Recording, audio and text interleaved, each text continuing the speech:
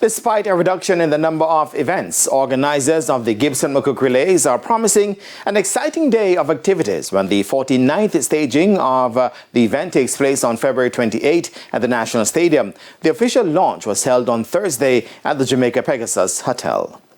Over 1,500 athletes from 77 schools and institutions are expected to converge inside the National Stadium for an exhilarating day of athletics at this year's renewal of the Gibson McCook Relays. Chairman for Entries and Registration, Reverend Ryan Peralta, is anticipating that the truncated program will intensify the competition on the track and in the field. What I like is that this year, although there are no big championships, you see the athletes already coming out and competing in the other meets.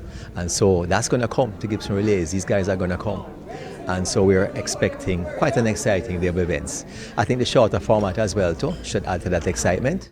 While a majority of the entries are local, there will be a number of overseas participants. Chairperson of the organizing committee, Dr. Marian Bullock-Ducasse, listed the visiting teams. It's a pleasure for us to announce and welcome that we will have teams from Barbados and Antigua and Barbuda, and two teams from Team Jamaica, Bickles in the United States of America. We are still in dialogue with teams from 2 other countries who are trying to navigate their schedules and arrangements. So this, we know, will not just bring additional excitement, but we do welcome the cultural exchanges among the athletes as they participate and compete against each other. It will be the second year that the Gibson McCook Relays will be going with a finals-only format, the last time being in 2022. Reverend Peralta gave the reason behind it and also how the finalists were selected. Because we wanted to try this finals-only format again.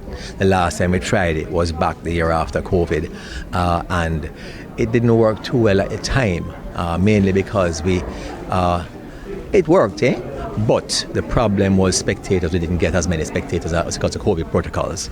So this is the first time we can try it without the worry of COVID protocols to see if we can bring in the fans with that kind of format.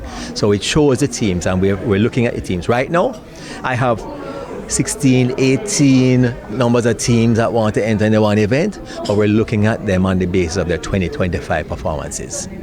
And that's what we're going to be doing to choose the final 8. With 17 championship events on show offering $75,000 to record breakers, first Vice President of the J3As, Ian Forbes, is expecting top-shelf performances. This event scheduled for, I think, 5 hours will be action-packed.